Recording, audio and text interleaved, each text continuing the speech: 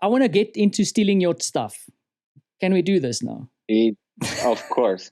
But you can also go to Jens's website and ask him for some of his stuff. He might be nice enough. But the thing is, so we've spoken a bit about the 1 million, and but there's thinking behind it. There's some frameworking behind it, and I need to change my slide here. And you were so kind enough to actually share some of the framework ideas with me so that we can show some of that. So, I mean, we don't have to go super deep here. I think it would be cool to actually go to Jens's website, and I think this some of this content's available there if you sign up or on your newsletter. Sometimes. Yeah, no, so this framework I'm giving away for free. I'm not sure if it's still on the 1 million. I will put it back onto the 1 million as well, but it's definitely for free to download on heitlandinnovation.com. Excellent. Just see the homepage, scroll a little bit further down where you see this logo, and then you can download it. Thanks, Jens. And I'll add it to the show notes as well when we do an update of this, and then link it up, because I think there's some really valuable stuff here. But also I wanted to go in there and for you to explain a little bit. So there's kind of an approach that you've laid out, and I think the key slide or the key picture I want to show is this one. If you can talk a little bit through that. I mean, it's got your nice innovateur kind of logo there, but then also, I mean, I see the success pillars, phases, and then I'm going to keep it quiet just for you to talk us through this. Yeah. So one thing, now being 2 years into my business and supporting companies and individuals in innovating, I was looking into how can I simplify that, because for me it's just for the people who are looking behind the scenes, is like I do this. A lot of things are natural already to me, and I do this out of the cuff. But then I'm looking into, if I want to make it repeatable and easier for others to do, I need to structure it in a better way.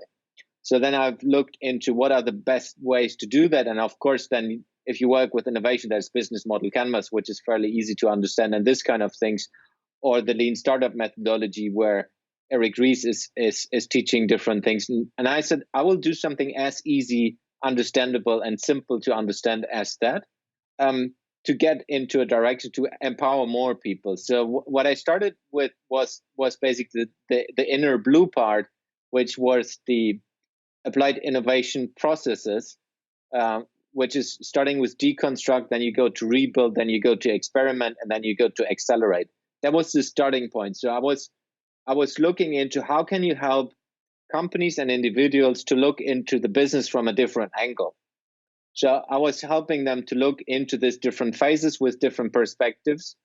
And then I put on top a layer, which is the leadership, the business, and the community, which are the key success pillars of every business out there, where it's about how do you build a leadership practice that empowers the organization to innovate. That's one piece, and that has more different chapters in it. So if you take leadership, that is, first you need to understand how do you lead yourself before you lead someone else. Yeah, and that might sound weird, but I've taken that from the leadership trainings I got in IKEA, where it was always about how do you lead yourself, how do you lead others, and then there are different other steps.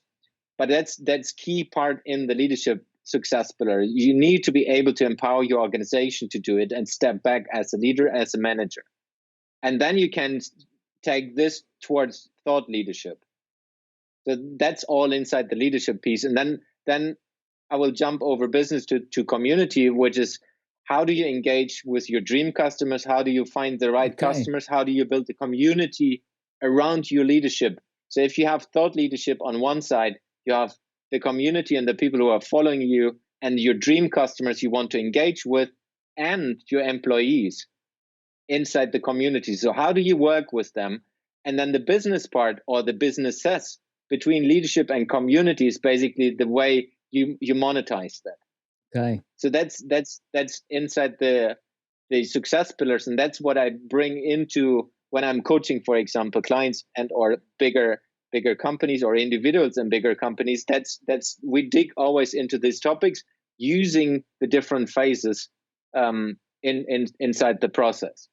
So that's the high level understanding of it. Excellent, Joe, and thanks for this, because I kind of made my own assumptions about the leadership and the business and the community, and now I understand how you brought this into play. But just for me to also understand, so when you look at the deconstruct, do you look at, I mean, if I understand this correctly, it's like you probably go back and you look at the business and then deconstruct all the elements in it, or, is this, the question I'm trying to ask, is this deconstructing elements in the leadership, business, and then looking in community, or am I understanding it incorrectly?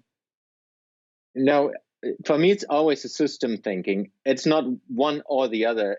You always need to see it from a total system.